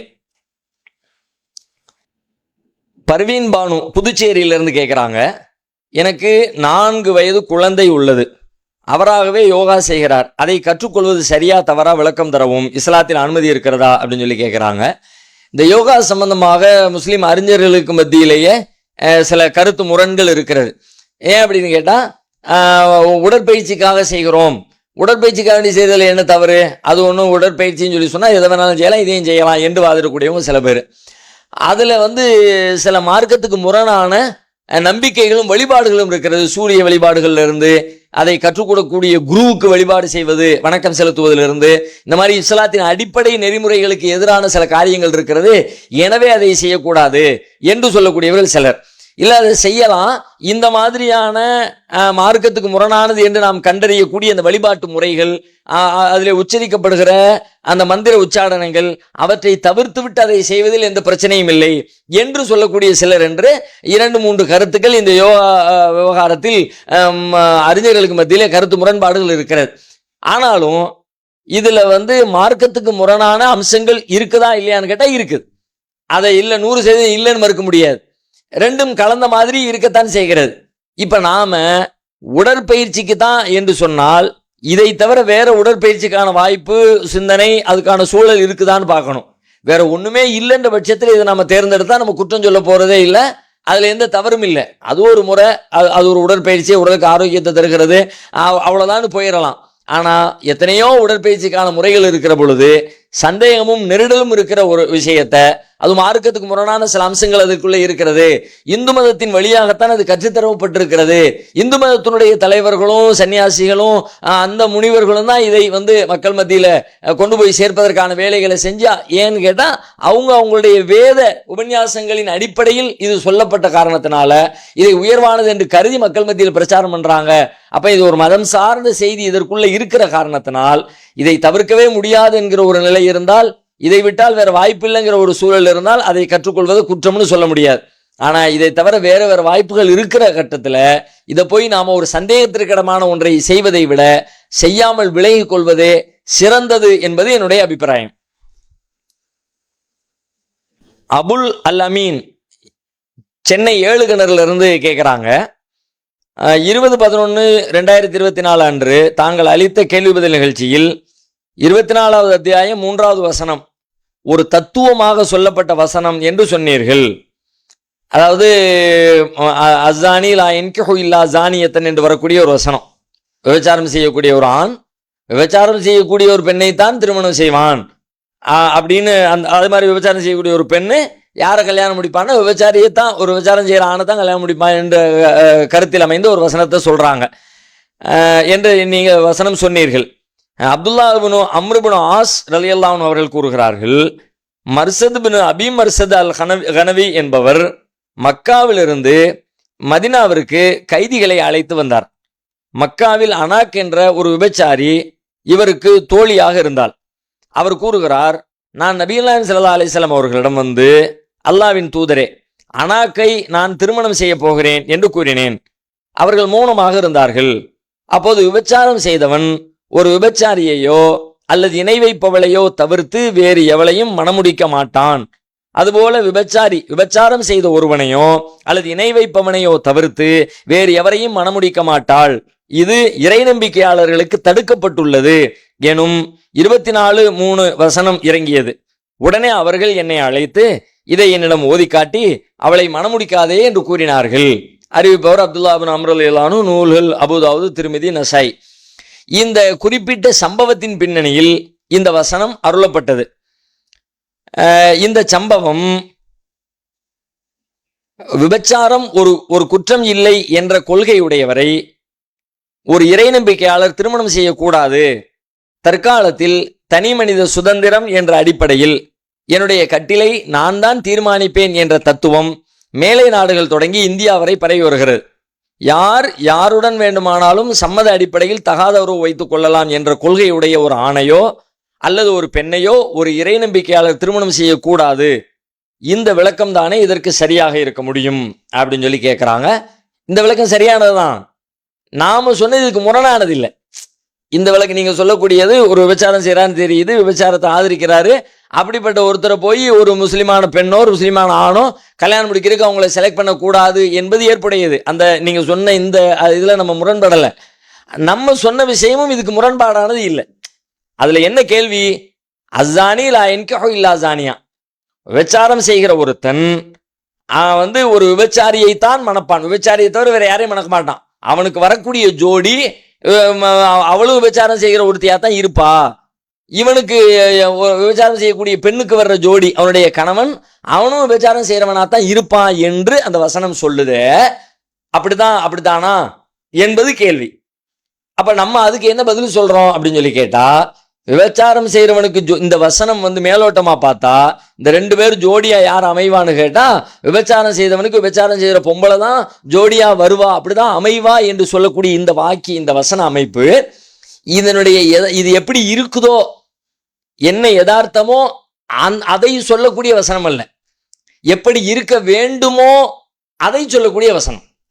ஒரு வாக்கிய அமைப்பு சில நேரங்களில் பார்த்தீங்கன்னா அதனுடைய யதார்த்தத்தை சொல்ற மாதிரி இந்த வசன அமைப்பு எப்படி இருக்குன்னு கேட்டா, அல்லாவுடைய படைப்பு இயற்கை செட்டப்ல அல்லாவுடைய ஏற்பாடு எப்படி இருக்குதோ அதை சொல்ற மாதிரி இருக்கு. விபச்சாரம் செய்யற ஆம்பளையா உனக்கு ஜோடி விபச்சாரம் செய்யற பொம்பளை தான் வந்து சேர்வா என்று அல்லாவுடைய ஏற்பாட்டை சொல்லுவதை போல புரிந்து கொள்கிற ஒரு வாக்கிய அமைப்பா இது இருக்கிறது. அந்த புரிதலை தான் அவங்க கேட்கறாங்க. அப்படிதான் நடக்குமா, இப்படிதான் அல்லாஹ் ஒரு ஏற்பாடு பண்ணி வச்சிருக்கானா அப்படின்னு. இந்த வசனம் இந்த வாக்கிய அமைப்பு இந்த ஏற்பாட்டை பற்றி பேசக்கூடிய வசன அமைப்பு இல்லை. இந்த வசனம் இந்த தொனி வந்து மேலோட்டமா பார்த்தா இறைவனின் ஏற்பாட்டை சொல்ற மாதிரி இருந்தாலும் ஏற்பாட்டை இருப்பதை சொல்வதல்ல, எப்படி இருக்க வேண்டுமோ அதை பற்றி பேசக்கூடிய வசனமாகத்தான் இது இருக்கிறது. அப்படித்தான் நாம் இதை புரிஞ்சுக்கணும் என்பதுதான் நம்ம இதுக்கு கொடுத்த விளக்கம். அதாவது ஒரு உதாரணமா நீங்க பார்க்கலாம், குர்ஆன்ல நீங்க சில வசனங்களை பார்த்தீங்கன்னா இரவு பகலை பத்தி சொல்றான். வலல்லைலு சாபிகுன் நஹார், இரவு பகலை முந்தாது, இரவு பகலை முந்தாது. இரவு பகலை முந்தாதுன்னா அதான் நேச்சர். ஒரு காலத்திலையும் இரவு பகல் இதை முந்திக்கிட்டு அது போயிடாது. பகல் போய்கிட்டே இருக்குது, இரவு வந்துகிட்டே இருக்கு. இந்த இரவு பகலை முந்திக்கிட்டு டிராவல் பண்ணி இது இப்படிதான் வரும், அது அப்படித்தான் போகும். அப்படிதான் அதனுடைய நேச்சுரல் அமைச்சிருக்கான். இந்த வசனத்தினுடைய அமைப்பு இருக்கிறது. இறைவன் இரவையும் பகலையும் அதனுடைய ஓட்டத்தையும் எப்படி வச்சிருக்கானோ அந்த யதார்த்தத்தை சொல்லுது. அது மாறவே மாறாது, இப்படியே தான் நடக்கும். அதனுடைய இயற்கை செட்டப்பை பற்றி பேசுகிறது. இந்த மாதிரி குர்ஆனுடைய வசனங்கள்ல நிறைய வசனங்கள் நீங்க பார்க்கலாம். இந்தஹு மஃபாத்திஹுல் கைப், அவனிடத்திலே மறைவானவற்றின் திறவுகோள்கள் அவனிடத்திலே இருக்கிறது. லா யஅலமுஹா இல்லாஹு, அவனை தவிர வேற யாரும் அறிய மாட்டார்.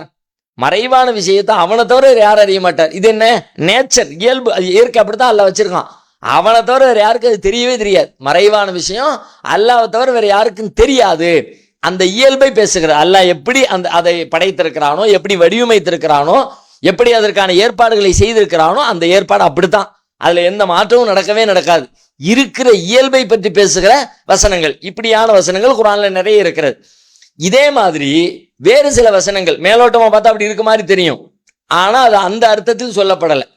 உதாரணமா சொல்றதா இருந்தா, இபாதுர் ரஹ்மான் அல்லதீன யம்ஷூன அலல் அர்லி ஹௌனன், ரஹ்மானுடைய அடியார்கள் பூமியில அவங்க பணிவாக நடப்பார்கள். இதா ஹாத்தபஹுமுல் ஜாஹிலூன காலு சலாமா, அவங்க அறிவியனர்களோடு உரையாடினால் சலாம் கூறி விடுவார்கள் என்று குர்ஆன்ல இருக்கிறது. இபாதுர் ரஹ்மான், ரஹ்மானுடைய அடியார்கள் பூமியில பணிவாக நடப்பார்கள். இந்த பணிவாக நடப்பார்கள் என்பது பணிவாகத்தான் நடப்பான், அதுக்கு மாத்தமால நடக்கவே மாட்டான் என்ற அர்த்தத்தை மேலோட்டமா பார்த்தா அப்படி தெரியுது. ஆனா அப்படி இருக்குதான்னு கேட்டா அப்படி அதுதான் அதுக்கு அர்த்தம்னு நீங்க பாத்தீங்கன்னா நடைமுறையில நேர் வித்தியாசமாகவும் சிலதை பாக்குறீங்க. இபாதுர் ரஹ்மானா இருக்கிறாங்க, ஆனா சில நேரங்கள்ல விதிவிலக்காக அவங்க அந்த பணிவை விட்டு விலகி பெருமை அடிக்கிறவங்களா மாறிடுறாங்க, தப்பு செய்யக்கூடியவங்களா ஆயிடுறாங்க, தப்புல இருந்து திரும்ப மனம் திருந்துடுறாங்க, பாவ மன்னிப்பு கேட்கறாங்க, விலகி வர்றாங்க. அப்ப இபாதுர் ரஹ்மான் பணிவா இருப்பாங்கன்னு அல்லாஹ் சொன்னா பணிவா இல்லையென்ற கேள்வி வந்துடும். இப்ப இந்த வசனத்தை எப்படி புரிஞ்சுக்கிறது? இந்த வசனம் இபாதுர் ரஹ்மான் எப்படி இருக்க வேண்டும் என்பதை பேசுகிறது.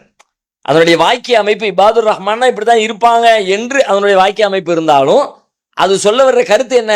இபாதுர் ரஹ்மானா இருந்தா அளவற்ற அருளாளனுக்குரிய அடியார்களா இருந்தா அவங்க எப்படி இருக்கணும் தெரியுமா? அவங்க பணிவா தான் இருக்கணும். அவங்க ஜாகில்களை அறிவினர்களை கண்டா சலான் சொல்லி விலகிடணும் என்று இறைவன் எதிர்பார்க்கிற எப்படி இருக்க வேண்டும் என்று அல்லாஹ் கட்டளை பிறப்பிக்க இருக்கிறானோ அதைத்தான் இந்த வசனத்தில் சொல்கிறான். அப்ப அந்த கட்டளை வாக்கியத்தை எப்படி இருக்க வேண்டும் என்கிற அந்த விஷயத்தை இப்படித்தான் இருப்பார்கள் என்ற வாக்கிய அமைப்பில் அல்லாஹ் சொல்றான்ல, அல்லதீனஹும் ஃபீ ஸலாத்திஹிம் ஹாஷிஊன், தொழுகையில பயபக்தியோடு இருப்பாங்க மூமின்கள். அப்போ பயபக்தி அற்ற நிலையில் தொழக்கூடிய தொழுகைகளும் சில நேரத்தில் அமைந்து விடுகிறது. வல்லதீனஹும் அனில் லகவி முஅரிதூன், வீணானதை விட்டு விலகி இருப்பாங்க. சில நேரத்தில் வீணானதையும் செஞ்சிருவாங்க. வீணானதை விட்டு விலகி, மூமின்னா வீணானதை விட்டு விலகி இருப்பான். மூமின்னா இது மாதிரி தப்பு தண்டா செய்ய மாட்டான், கொடுத்த வாக்குறுதிக்கு மாற மாட்டான். ஆனா சில நேரங்களில் பார்த்தீங்கன்னா மாறுதலையும் நீங்க பார்ப்பீங்க. அப்படின்னா என்ன பொருள்? ஒரு மூமின் என்பவன் தப்பு தண்டா செய்யக்கூடாது என்பதை இந்த வசன அமைப்பில் அல்லாஹ் சொல்லுகிறான். ஒரு மூமின் என்பவன் வீணானவற்றில் ஈடுபடக்கூடாது என்பதைத்தான் அல்லாஹ் இந்த வசனத்தின் வழியாக நமக்கு கருத்தாக கற்றுத்தருகிறான் என்று நாம புரிஞ்சுக்கிறோம்ல. அதே மாதிரி தான் இந்த வசனத்துல ஒரு ஒரு ஒரு விபச்சாரி என்பவன் அவன் அஸ்ஸானி லா யன்கிஹு இல்லா ஜானியா, விபச்சாரியை தவிர வேற யாரையும் திருமணம் செய்ய மாட்டான் என்பது திருமணம் செய்யக்கூடாது, திருமணம் செஞ்சா பொருத்தம் இல்லை, அது பொருத்தமாக ஆகாது என்ற கருத்தில் அது அமைந்திருக்கிறது என்று புரிந்து கொள்வதுதான் இதா இருக்கும். இதை புரிஞ்சுக்கிறதுக்கு நீங்க அந்த வசனத்திலே நீங்க பாருங்களேன், ஹுர்ரிம தாலிக அலல் மூமினீன், இது மூமின்களுக்கு தடுக்கப்பட்டிருக்குங்கிறதான அல்லாஹ். இந்த வாசகமே தேவையில்லையே. இப்படி நீங்க புரியலன்னு சொல்லி சொன்னா இது அல்லாஹ்வுடைய நேச்சரை பற்றி அது பேசுகிறது. ஆம்பளை அவன் விபச்சாரம் செஞ்சாமனா அவனுடைய மனைவி விபச்சாரியா தான் இருப்பா, இதான் யதார்த்தம், அல்லாஹ்வுடைய படைப்பின் நியதியை இது பேசுதுன்னு நீங்க புரிஞ்சுக்கிட்டீங்கன்னா, நீங்க சொல்ற கருத்துப்படி அப்படி விளங்கிக்கிட்டா, ஹுர்ரிம தாலிக அலல் மூமினீன், இவங்களை கல்யாணம் முடிக்கிறது மூமின்களுக்கு தடுக்கப்பட்டிருக்குன்னு அல்லாஹ் சொல்றான்ல. அல்லாஹ் ஏன் தடுக்கணும்? ஆல்ரெடி தான் அல்லாஹ்வுடைய விதியே அப்படித்தானே இருக்கு. கல்யாணமே முடிக்க மாட்டாங்களே, அவங்க 2 பேரும் தானே ஜோடியா வருவாங்க அப்படின்னு அல்லாஹ் உண்டாக்குனதுக்கு பிறகு அல்லாஹ் எதுக்கு தடுக்கணும்? இது தடுக்கப்பட்டிருக்கிறது நீ நமக்கு சொல்லணும். உங்களுக்கு ஹுர்ரிம தாலிக அலல் மூமினீன், மூமின்களே இது உங்களுக்கு ஹராமாக்கப்பட்டிருச்சுப்பா, நீ தடுத்திருக்கப்பா, விலகிக்கப்பா என்கிற கருத்துப்படி எதுக்கு நமக்கு உபதேசம் பண்ணணும்? அப்ப அந்த உபதேசமும் நமக்கு எதை காட்டுகிறதுன்னு சொன்னா, மேலுள்ள வசனம் இவனுக்கு அவன் தான் ஜோடி, இப்படித்தான் அல்லாஹ் படைச்சிருக்கிறான் என்பதை பற்றி பேசல. இவனுக்கு அவன் ஜோடியா இப்படித்தான் இருக்கணும் என்ற அல்லாஹ்வுடைய எதிர்பார்ப்பை அல்லாஹ் வலியுறுத்த வருகிற விஷயத்தை தான் அல்லாஹ் இதில் சொல்லியிருக்கான் என்று நாம புரிந்து கொள்வதுதான் பொருத்தமானதா இருக்கும். எனவே நீங்க சொன்ன விஷயமும் நம்ம சொன்ன விஷயமும் முரண்பாடானதாக இல்லை என்றே படுகிறது.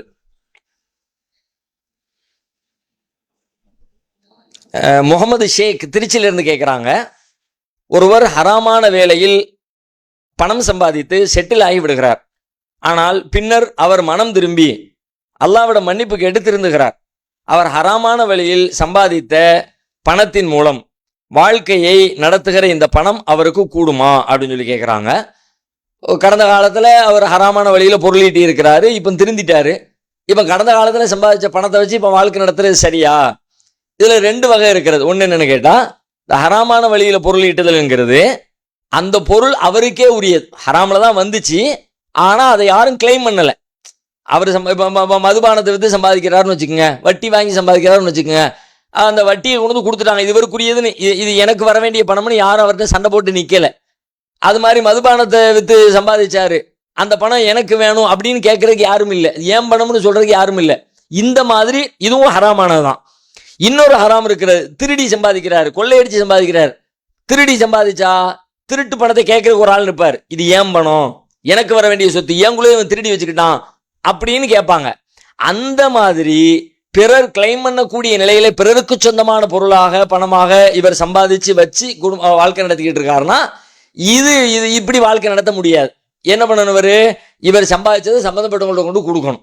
இவர் திருடின பணத்தை, இவர் கொள்ளையடிச்ச பணத்தை, இவர் ஏமாத்தி சம்பாதிச்ச பணத்தை கொண்டு போய் சம்பந்தப்பட்டவங்கள்ட்ட கொடுக்கணும். இல்லாட்டி இது ஹலால் கிடையாது. ஏன்னா அப்பந்தான் அவர் திருந்திட்டாருன்னு அர்த்தம். யாருக்கு உரியதோ அவர் கையில கொண்டு கொடுத்துட்டு, எப்ப நான் தெரியாம எடுத்துட்டு என்ன மன்னிச்சுக்கன்னு சொல்லிட்டு அவர் சம்பந்தப்பட்டவங்கள்ட்ட பணத்தை ஒப்படைச்சிடணும். அந்த பணத்தை வச்சு இவர் வாழ்க்கையை நடத்த முடியாது ஒண்ணு.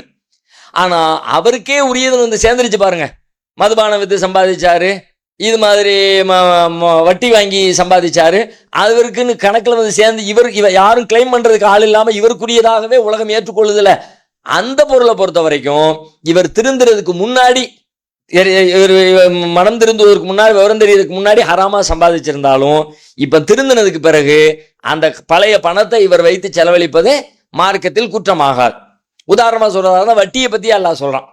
வட்டியை பத்தி அல்லாஹ் என்ன சொல்லிட்டு வர்றான்? வட்டி தடை, அதனுடைய கேடுகள் அதெல்லாம் சொல்லிட்டு ஃபமன் ஜாஹு மௌஇலத்தும் மிர் ரப்பிஹி ஃபன்தஹா. யாரு இந்த மாதிரி அல்லாஹ்விடமிருந்து மௌஇலத்தும் ரப்பி, தனது இறைவனிடமிருந்து உபதேசம் வந்ததுக்கு பிறகு அதுல இருந்து விலகிக்கிறாரோ ஃபலஹு மா ஸலஃப், முந்தியது அவருக்குரியது, முன் சென்றது அவருக்குரியது. முன் சென்றதுன்னா ஏற்கனவே அவர் சம்பாதிச்சது அவருக்குரியது, அது திரும்ப தூக்கி தூர போட்டுறது, குப்பையில போட்டுறது, தர்மம் பண்ணி அப்படியெல்லாம் மார்க்கம் சொல்லல. ஃபன்தஹா, விலகிக்கிட்டாரா, உபதேசம் வந்துருச்சு, திருந்திட்டாரு, இனிமே செய்யக்கூடாதுன்றது புரிஞ்சிருச்சு. ஃபலஹு மா ஸலஃப், முந்தியது அவருக்குரியது, அல்லாஹ் அதை அனுமதிச்சுட்டான், அதை அவர் திரும்ப கொடுக்கவோ தூக்கி போட வேண்டிய அவசியமோ இல்லை.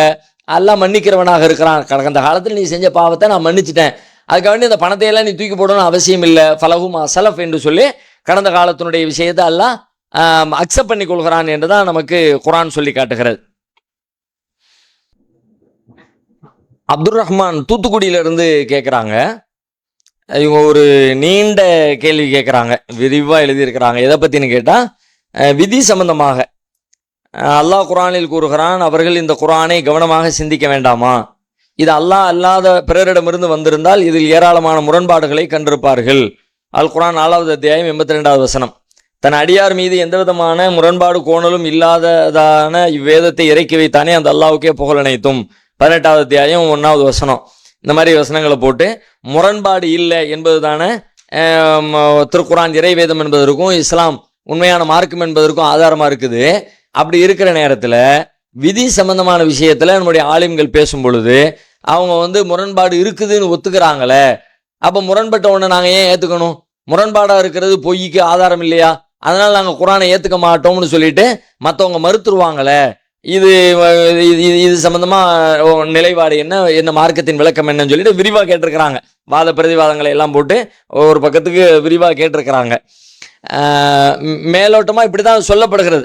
அவங்க சொல்ற மாதிரி தான் விதி சம்பந்தமான விஷயத்தை நீங்க விவாதிக்காதீங்க, அதுல மேலோட்டமா பார்த்தா நமக்கு முரண்பாடு இருக்கிற மாதிரி தான் தெரியுது, அல்லாஹ் மறுமையில விளக்குவான் என்றுதான் பெரும்பாலும் பதிலளிக்கப்படுகிறது. அப்ப அந்த பதிலை வச்சு பார்க்கும் பொழுது அவங்க சொல்றது மாதிரி ஒரு ஒரு மாற்று சிந்தனை, அதாவது முரண்பாடு இருக்கிறது, எனவே இதை நான் ஏற்க மாட்டேன், தவறுகளும் சரிகளும் கலந்ததாகத்தான் குர்ஆனும் இருக்கிறது, முழுக்க முழுக்க தவறுகளை விட்டு அப்பாற்பட்டது என்று சொல்வதற்கு ஒன்றும் இல்லை என்று வாதம் வைப்பதற்கான வாய்ப்பும் இருக்கத்தான் செய்கிறது, இல்லைன்னு மறுக்க முடியாது. ஆனா முரண்பாடு இல்லாம புரிந்து கொள்ளக்கூடிய சூழலும் இதுக்குள்ள இருக்குதுன்னு தான் நான் நினைக்கிறேன். முதல் விஷயம் என்னன்னு கேட்டா, ஃபர்ஸ்ட் நாம ஒரு விஷயத்தை விளங்கணும். நமக்கு வழங்கப்பட்டிருக்கிற புலன் உணர்வுகள், அறிவை பெறுவதற்கான உணர்வுகள் இருக்குல்ல, அறிவுகள் இருக்குல்ல, புலன் அறிவு, அது எல்லாமே ஒரு லிமிட்டுக்குள்ளது. நம்முடைய கண்ணுக்கு எல்லாவற்றையும் பார்த்து விட முடியாது, கண்ணுடைய பார்வைக்கு ஒரு லிமிட் இருக்கிறது. நம்முடைய காது எல்லாத்தையும் கேட்டுற முடியாது, அதுக்கு ஒரு லிமிட் இருக்கிறது. ஒரு தூரத்துல, ஒரு குறிப்பிட்ட எண்ணிக்கையில, குறிப்பிட்ட இடத்துல இந்த மாதிரியான ஓசைகளை தான் கேட்க முடியும்னு பார்வைக்கு ஒரு லிமிட் இருக்கிறது. அது மாதிரி நம்முடைய மூளைக்கு ஒரு லிமிட் இருக்கிறது. ஒரு விஷயத்தை புரிந்து கொள்வதில், சிந்திக்கிறதுல, விளங்கி கொள்வதில் அதுக்கும் ஒரு லிமிட் இருக்கிறது. எல்லை கிடந்து எல்லாவற்றையும் எதை வேணாத்தையும் எல்லாத்தையும் புரிந்து கொள்ளக்கூடிய ஆற்றல் படைச்சதாக அப்படி இல்லை. அதை நாம முதல்ல யதார்த்தத்தில் புரிந்து கொள்ள வேண்டும். நம்முடைய அறிவால் எல்லாவற்றையும் விளங்கிக்க முடியும்னு நீங்க நினைக்காதீங்க. இது முதல் அடிப்படையா நாம விளங்கி கொள்ள வேண்டிய ஒரு செய்தி. இப்போ நம்ம உயிரை பத்தி எல்லாம் சொல்றான்ல, எசாலூனகானி ரூஹ் குளிர் ரூஹ் மின் அம்ரி ரப்பி, உயிரை பத்தி உங்களிடத்துல கேட்கிறாங்க, அது இறைவனுடைய கட்டளைன்னு சொல்லுங்க. ஒமா ஊத்தீத்தும் மினல் இல்மி இல்லா கலீலா, அது சம்பந்தமா உங்களுக்கு கொஞ்சம் தான் அறிவு இருக்குது, அறிவு கொடுக்கப்பட்டிருக்குன்னு நல்லா சொல்றான். இத்தனை ஆண்டாண்டு காலமா இத்தனையோ பெரிய பெரிய ஆராய்ச்சிகள் யார் யாரெல்லாமோ பண்ணி முடிச்சுட்டாங்க. ஆனால் அதுல ஒரு ஒரு ஸ்டெப்பு கூட டெவலப் ஆகல அந்த அறிவு. உயிரை பற்றி ஒரு புதிய விஷயம் கண்டுபிடிக்கப்பட்டிருக்கு. எதையெல்லாம பத்தி என்னெல்லாமோ கண்டுபிடிக்கிறாங்க தானே, ஏராளமான செய்திகள் கண்டுபிடிக்கப்பட்டு ஒவ்வொரு துறையும் டெவலப் ஆகிட்டே போகுது. உயிர் என்பது சம்பந்தமான ஆராய்ச்சியில கண்டுபிடிக்கப்பட்ட செய்தி என்ன? ஒண்ணுமே இல்லை. அது என்னன்னு தெரியலங்கிறதா இன்னைக்கும் பதில். 1000 வருஷத்துக்கு முன்னாடி என்ன பதிலா இருந்துச்சோ, உயிர்னா என்னப்பா, அது எங்கப்பா இருக்குது அப்படின்னு கேட்டா, என்னமோ இருக்கு, உடம்புக்குள்ள இருக்கு, எப்படியோ இருக்கு அப்படின்னு நாங்களே கிட்டத்தட்ட அதே பதில் தான் இன்னைக்கும் இருக்கிறது. அதை தாண்டி அதுல முன்னேற்றம் அடைஞ்சதா சொல்ல முடியல தானே. அப்போ அல்லாஹ் சொன்ன மாதிரி நம்முடைய அறிவுக்கு ஒரு லிமிட் இருக்கிறது, எல்லாத்தையும் புரிஞ்சுக்க முடியும்னு நினைக்காத. அந்த மாதிரி இந்த விஷயத்துல நமக்கு முழுமையாக புரிந்து கொள்ளக்கூடிய நம்முடைய அறிவு இதில் முழுமை பெற்ற அறிவாக இதுல இல்லை என்கிற ஒரு அடிப்படை விஷயத்தை நாம விளங்கிக்கணும். ஒன்று. ரெண்டாவது, இந்த விதி சம்பந்தமா முரண்பாடு இல்லாம நம்ம விளங்குறதுக்கான விஷயம் என்னன்னு கேட்டா, விதியை பத்தி பேசுற ஒரு முக்கியமான வசனம். அந்த வசனத்துல விதி நம்பிக்கையை நாம் ஏன் ஏற்படுத்தினோம் என்பது அல்லாஹ் பேசுறான். மா அசாப மின் முசீபத்தின் ஃபில் அருள் வலா ஃபி அன்ஃபுசிக்கும் இல்லா ஃபி கிதாபின் மின் கப்லி அன் நப்ராஹா இன்னதாலிக அலல்லாஹி யஸீர்.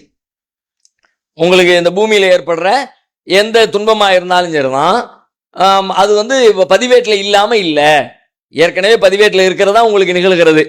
லிகைலா தஅஸவ் அலாமா ஃபாத்தக்கும் வலா தஃப்ரஹு பிமா ஆத்தாக்கும். எதுக்கு இந்த நம்பிக்கையை நம்ம ஏற்படுத்தி இருக்கிறோம், இந்த மாதிரியான ஒரு நம்பிக்கையின்பால் உங்களை ஏன் அழைக்கிறோம் அப்படின்னு கேட்டா, லிகைலா தஅஸவ் அலாமா ஃபாத்தக்கும், உங்களிடம் தப்பிவிட்ட ஒன்றுக்காக நீங்கள் கை சேதப்படாமல் இருப்பதற்காகவும், வலா தஃப்ரஹு பிமா ஆத்தாக்கும், உங்களை அடைந்து விட்ட உங்களுக்கு கிடைத்து விட்ட நற்பெயர்களுக்காக நீங்கள் பெருமை கொள்ளாது இருப்பதற்காகவும் இந்த மாதிரி ஒரு விதியின் மீதான நம்பிக்கையை உங்களுக்கு நாம வழங்கி இருக்கிறோம் என்று குர்ஆன் பேசுகிறது. இது ஒண்ணு. அப்ப இந்த விஷயத்திலிருந்து நமக்கு விளங்குற செய்தி என்னன்னு கேட்டா, விதியை எவ்வாறு நம்ப சொல்கிறது மார்க்கம்னு கேட்டா, நடந்து முடிந்த நிமிடத்தின் நிகழ்வுகள் அனைத்தையும், எதையெல்லாம் நம்ம சந்திச்சிருமோ, இந்த உலகம் சந்திச்சிருச்சோ, இந்த செகண்டுக்கு முந்தின செகண்ட் வரைக்கும் உண்டான எல்லாத்தையும் விதியின் மேல நீ பாரத்தை போடு. கடந்த செகண்ட்ல உள்ள எல்லாமே, என்ன நடந்ததும் சரி, இழந்ததும் சரி, அடைஞ்சதும் சரி, இன்பமும் சரி, துன்பமும் சரி, என்னவெல்லாம் உலகத்தில் நிகழ்ந்ததோ எல்லாமே இறைவனின் நாட்டப்படி நடந்தது என்று நம்பு. ஒண்ணு. அடுத்து, இந்த முரண்பாடு என்று விதி எங்க நம்ம பேசுறோம், நீ எதை செய்யறியோ அதுதான் உனக்கு, நீ செய்கிற நன்மைகள் நீ பெற்றுக்கொள்வாய், நீ எடுக்கிற உன் கரங்கள் சம்பாதித்ததை தான் நீ அனுபவிக்க போகிறாய் என்கிற வசனங்களை தானே இதுக்கு முரண்பாடா சொல்றோம். இது முரண் விதி முரண் என்று நாம பேசுவதை எதை வச்சு பேசுறோம்?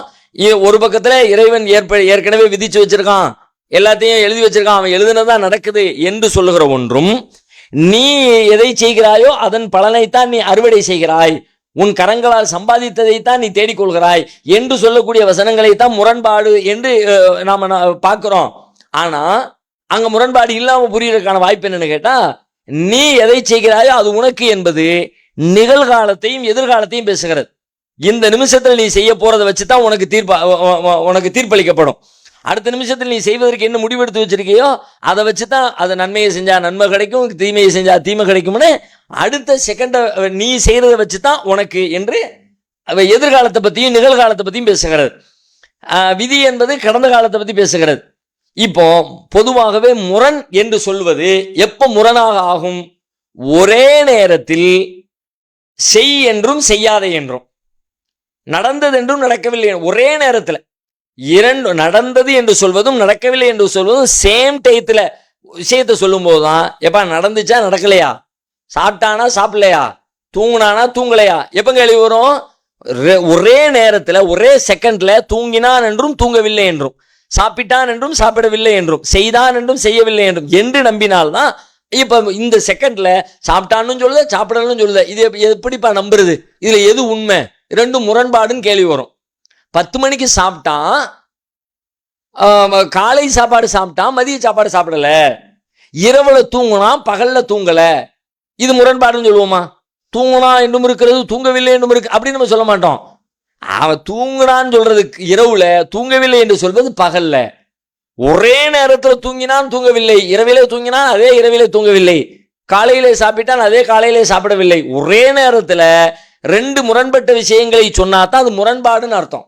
இப்போ இந்த விதி சார்ந்த விஷயங்கள்ல முரண்பாடு இல்லாம விளங்கிக் கொள்வதற்கான ஒரு வாய்ப்பையும் அல்ல நமக்கு வழங்குறான். எப்படி வழங்குறான்னு கேட்டா, நடந்து முடிந்தது விதி என்று நீ நம்புவதற்காக ஏற்படுத்தி இருக்கிறோம். எப்படி நம்பியிருக்கோம்? உனக்கு ஏற்பட்ட நிகழ்ந்த இழப்புக்காக துன்பப்படாது இருப்பதற்காக. ஏற்பட்ட இழப்பு அப்ப ஏற்பட்டுருச்சு, ஏற்கனவே முடிஞ்சிருச்சு. உனக்கு வந்துவிட்ட இன்பத்திற்காக நீ பெருமை கொள்ளாது இருப்பதற்காக அதுவும் வந்துருச்சு. அப்ப அனுபவிச்சு முடிந்த கடந்த காலம் விதி என்ற நம்பிக்கையின்படியும், நிகழ்காலமும் எதிர்காலமும் உன்னுடைய செயல்பாட்டின் அடிப்படையிலும் ரெண்டு வேற வேற காலம்ல, வேறு வேறு காலத்தை பற்றி பேசுவது எப்படி முரண்பாடா இருக்கும்? ஒரே காலத்தை பற்றி எல்லாத்தையும் முடிச்சதுக்கு பிறகு ஒட்டுமொத்தமா பார்க்கறது இல்லை. இது ஏற்கனவே முடிஞ்சது ஒரு விதியின்படி பார்க்க வேண்டும், இப்போது இருப்பதும் எதிரிலே வர இருப்பதும் நம்முடைய செயல்பாட்டின் அடிப்படையிலே பார்க்க வேண்டும் என்று ரெண்டும் வேற வேற டைமு, ரெண்டும் வேற வேற காலம் என்று பிரித்து பார்த்தால் அப்பவும் நமக்கு இது முரண்பாடு இல்லை. ஒரே நேரத்தில் ரெண்டையும் சொல்லல, அது அது அது ஒரு டைம் இது ஒரு டைம்னு சொல்ற காரணத்தினால முரண்பாடு இல்லை என்ற அடிப்படையில் நாம இதை விளங்கி கொள்ளலாம். இது நம்முடைய சிற்றறிவுக்கு தெரியக்கூடிய செய்திகள். மேலதிகமாக இது சம்பந்தமாக உங்களிடத்திலோ அல்லது வேறு யாரிடத்திலும் இதை புரிந்து கொள்வதற்கான ஒரு விஷயம், கூடுதலான தகவல் ஏதேனும் இருக்குமானால் தெரியப்படுத்துங்க. அதை நாம மக்களுக்கு எடுத்து சொல்வோம் இன்ஷா அல்லாஹ். நேரம் நிறைவடைந்து விட்ட காரணத்தினால நிகழ்ச்சியத்தோடு நாம நிறைவு செய்யலாம். இந்த நிகழ்ச்சியில கேள்வி கேட்க விரும்புறவங்க இதுல தெரியக்கூடிய வாட்ஸ்அப் எண்ணுக்கு உங்களுடைய கேள்விகளை, உங்களுடைய ஊர், உங்களுடைய பெயர், முகவரியோடு தெளிவாகவும் சுருக்கமாகவும் உங்கள் கேள்விகளை எழுதி அனுப்புமாறு கேட்டுக்கொள்கிறோம். அஸ்ஸலாமு அலைக்கும் வரஹ்மத்துல்லாஹி வபரகாத்துஹு.